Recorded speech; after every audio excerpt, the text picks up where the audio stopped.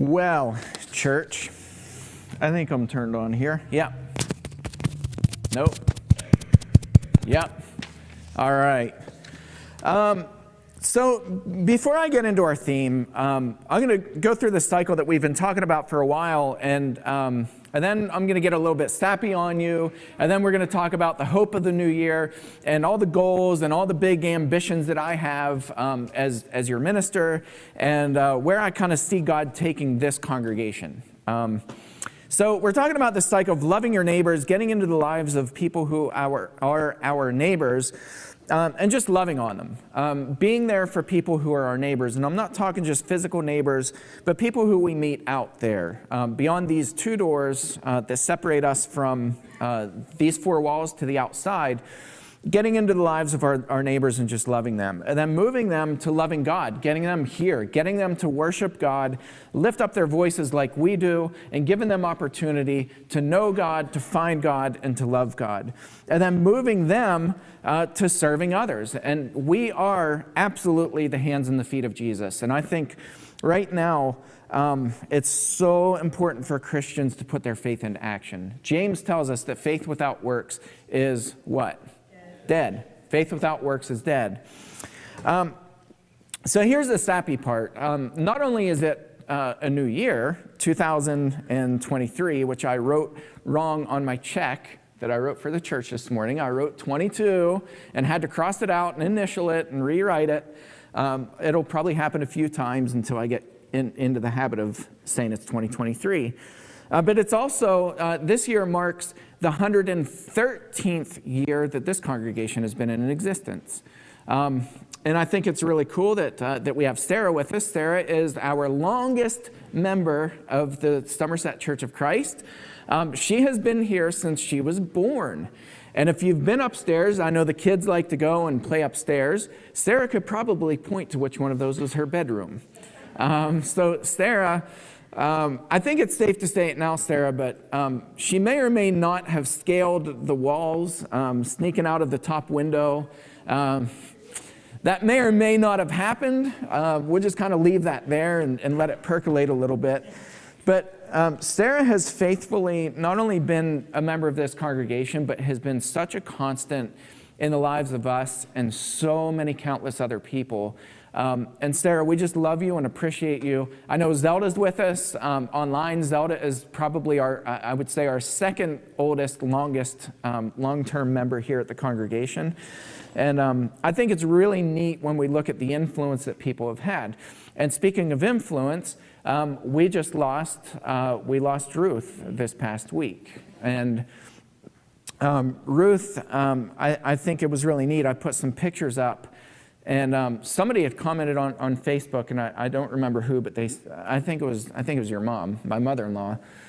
She posted, "How neat is it that Ruth had the opportunity to teach every one of my grandkids, and not just my children, but other children and countless other kids in this congregation have been taught and influenced by Ruth, and her presence has always been felt, and her lack of presence will be felt for a long time too."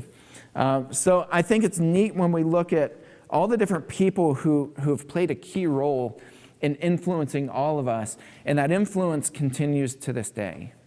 We will continue to influence people. With that said, I've been thinking about a theme for a while and like mulling things over, and we put kind of a questionnaire out to people who wanted to participate, and got some answers back from a handful of people.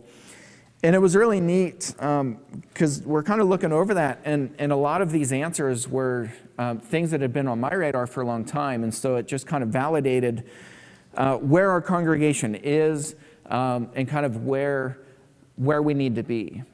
And so our theme is based around that. We don't just pick themes out of thin air. You know, this is it's all for purpose and direction. But it kept coming back to this theme that we need to put God first in all that we do, period. And I know a lot of people are like, I put God first, I do this, I do that. We don't really. When it boils down at the end of the day, and I'm speaking as somebody who's a minister, in so many things, I don't put God first. I may lie to myself and say, yeah, rah, rah, God first in all that I do. But something struck me when we were on our way home from Michigan this last Sunday, a week ago today. We stopped at a rest stop on the way, and I saw this Muslim man, and I just happened to see him out of the corner of my eye, but I saw this prayer rug. And he was around the corner. He wasn't like out in the open, like, hey, look at me. He was kind of around the corner, off to the side where nobody could really see him. And I just happened to catch a glimpse, and I looked around. And this man had his face down on the rug, and he was just in this deep prayer. And I thought, how cool is that? That his dedication to God matters above what people think, above anything else. Like putting God first and taking the time to stop and to pray and to say, I don't care what other people think. I don't care what else is going on in the world. Right now is my time to pray to God. And it just really struck me. And I would have stayed and talked. And Natalie knows I make friends everywhere I go. But we were ready to go, and he was still praying, and I wasn't going to interrupt prayer. But I would have loved to tell him, I really respect that you're really devoted to God. So that kind of struck me. And as I'm thinking about this theme, and here's our theme, God first. Our theme verse is Deuteronomy chapter 6 and verse 7. You shall teach them diligently, that is the commandments. You shall teach them diligently to your children, and shall talk of them when you sit in your house, and when you walk by the way, and when you lie down, and when you rise. Deuteronomy chapter 6 and verse 7. Now I'm going to ask a question. I'm not asking for hands to go up because I don't need to know, but I'm just asking you for yourself. How many of you live this out? How many of you, when you wake up first thing in the morning, you talk about God? First thing out of your mouth, you talk about God with your kids or grandkids. How many of you talk about God when you're sitting in your house? As you're sitting there in the house, your conversations all revolve around God. And I shouldn't say how many of you, how many of us talk about God as we walk down the sidewalk? As we're on our way to Walmart, as we're on our way to wherever, how many of us talk about God and His commandments with our children? And when we go to bed, how many of us are sitting down with our kids and talking about God? And I have to confess, I'm not very good at this. And it's not just a confession, it's to say, we need to change this. I need to change it in my life. We all need to change this in our life. And I look at the dedication again, as I saw this Muslim man praying at this rest area. I thought of your dad. I thought of Bill. Bill told me many years ago, he said, you know why Muslims have taken over so much of the world? And he said it's one word: commitment. They're completely committed, and this is so much a part of their culture in their home that it's the most important thing, that teaching their children about Allah, about God, is the most important thing, and that comes above everything else. And I think we think of like radical Muslims who, by coercion, force people to do, and that's not what Bill was talking about. He said, just as a whole, your average Muslim is very, very dedicated to God. God first. I want to look at the scripture. I actually want to back up to verse 1. This is when Moses was up on the mountain, and he came down from after receiving the Ten Commandments, and this is what we hear in Deuteronomy chapter 6, starting in verse 1. Now this is the commandment, the statutes and the rules that the Lord your God commanded me to teach you, that you may do them in the land to which you are going over to possess it, that you may fear the Lord your God and your son and your son's son by keeping all his statutes and his commandments, which I command you all the days of your life, and that your days may be long. Hear therefore, O Israel, and be careful to do them. This isn't about hearing them. It's not about memorization.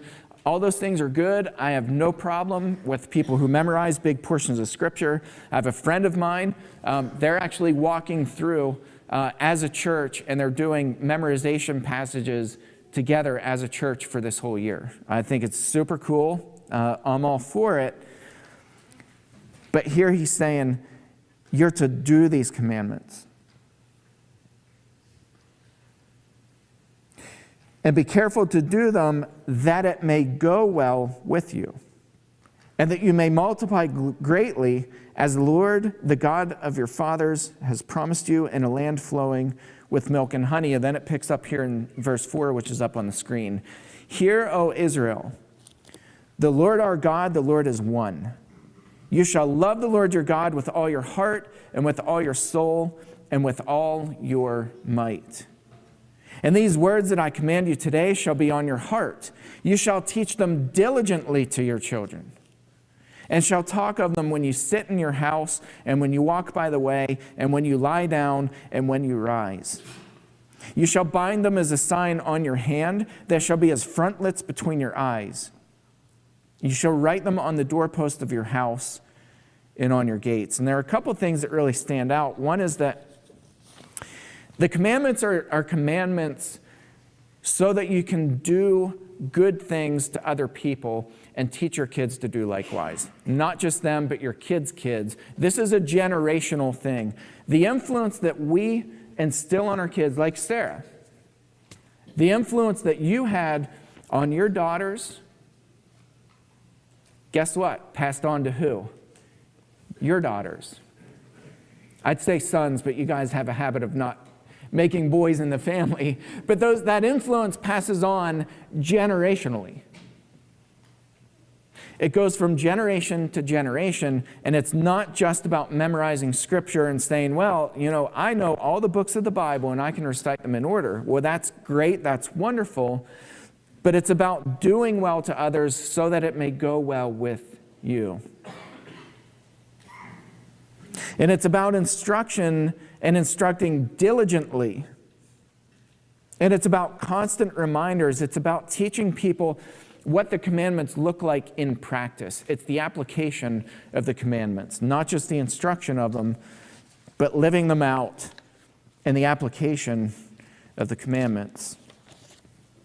And God says, do it from the time you wake up till you go to bed. Do it constantly. Bring all conversations back to God. We're going to break this up into, these are kind of by quarters, but this is kind of the plan for this year. So the first quarter from January through April, we're going to talk about God and you. How do you connect with God? This is really important. This includes prayer time. This includes meditation. This includes your relationship with God, because if your relationship with God isn't good, guess what? Or if it's not even good, maybe that's not the right word. If it's not completely tethered, if you are not completely tethered to God, then it's not going to be mirrored with your family. It's not going to be mirrored at work, and it's not going to be mirrored beyond. It's not. It can't. And so first, before we really connect other people to God, we've got to be connected to God. And so we're going to talk about real applicable things and ways that we can connect with God. And then God and the family. What are ways that the Bible instructs us to connect God with our family? And that includes even non-believers within our family. A lot of us have family members who are not believers. Does that mean we walk away from them? Does that mean we forget about them? No, not at all. how do we start connecting them to God? How do we infuse God within our family network? And then God and work. And this isn't just at work. This is about work ethic. It's another rhetorical question, I think. How is our work ethic as Christians? How well do we take what we hear on Sunday morning and go out that day and start applying that to other people? What is our Christian work ethic like? Remember, God prays for what? For workers. He says, well, the harvest is plentiful. There's plenty of wheat out there. There are plenty of fields that are ripened for the harvest. We just don't have workers. What is our work ethic like, and how do we connect God within our workplaces? We spend most of our day, those of us who are working full time. I know, you're a preacher. All of us who are working in the workforce, we spend a majority of our day at work. A big portion of our day is interacting with other people. We have a lot of opportunity to connect God within the workplace. And then, of course, others beyond that. And so we're going to kind of walk through this year, and I'm super excited about this. And this is something I say all the time. This congregation's strength is helping people who are in need, period. I look back, and I'm just going to be very blunt. We're not evangelists. We're not going out and like standing in the street corners, at least most of us. I know Belinda's, you're probably the best evangelist, but we're not standing in the street corners preaching and, baptizing mass groups of people. And I know this is strange hearing this, but I've never been good at sitting down and studying the Bible with people start to finish and, walking them through this journey. It's not really a gift of mine. Compassion is a gift. Sitting with people, empathy, those are all gifts of mine. Wisdom, I've took a spiritual gifts inventory. Evangelism was like one of the last ones on my spiritual gifts inventory. It's not to say that we don't do it. We certainly do. But as a congregation, as a whole, it's not like our strongest point of entry where we're like, all right, we're going to start, this is our strength, we're going to start with evangelism. However, loving our neighbors and connecting with them and just treating people well who need help, that's our strength. We raised money for 3 wells successfully. This last one took us the longest, and I think it was like 40 days. From start to finish, $7,500 per well. We raised the first 2 in under 30 days, and this last one we raised the full $7,500 in about 40 days. Hundreds of people have clean drinking water because of this congregation. And it's not just that, it's all kinds of other things. This past week, we've been helping a homeless family here in town. I've been coordinating with Jacob and Leah. They're in charge of our benevolence, and this widow and her son are living in a hotel here in town, and the story is just heartbreaking. And we don't just run and dump either. We're connecting with her and her son. And we're talking about long term, and we're talking about how are we going to help you beyond the here and now, beyond the living in a hotel and being homeless, since April. How are we going to help you transition and get put into permanent housing and find help and find different organizations that we can network with? And that's what I'm talking about, this cycle, loving our neighbors, getting them here and loving God, and then getting them to link arms with us and say, okay, I once was homeless, and now I'm going to help other homeless people. And this is that cycle that I'm talking about. And if you can envision that and say, this year, we as a congregation are not going to focus on what we're not good at. We're not going to focus on saying, well, we don't have the resources, and we don't have this, and we don't have that. That didn't stop us from raising funds for wells. Like, that. God is the one who provides. And if we really believe that, putting God first in our life, with us and God, putting God first in our life and our family, putting God first at work, putting God first out there in the community, if we do that, God will do the rest. God will provide. And God will grow his church, and we will lead people to Christ. And the evangelism, it's going to happen. That may not be our entry point, that may not be our beginning point, but it will happen along the journey. And God is going to bless us, and I'm so excited for this year. And I'm not going to spew them all out now, but I'm a dreamer. I have big ideas, and sometimes people have to like rein me in, be like, "All right, slow down, cowboy."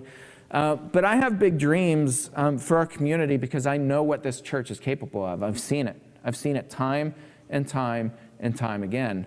This congregation, through God's help, and with God's helping hand, is capable of massive, massive opportunities to help people who are in need. That's our strength. That's our identity as a congregation. We help those who are in need.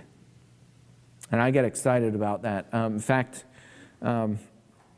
this woman who I've been connecting with, she said, I contacted every church in town.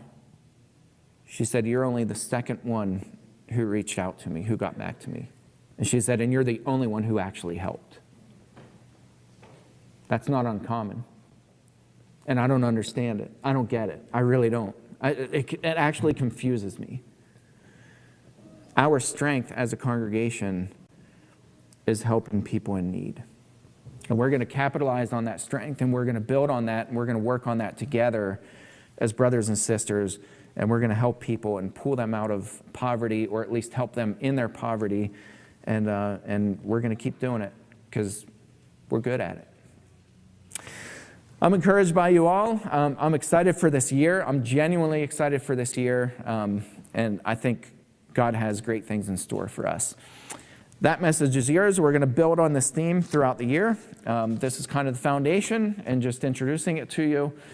And I want to thank you guys from the bottom of my heart for everybody who kicks in, and you guys all help, and whether it's contributions or prayers or just notes of encouragement, whatever it is, thank you guys.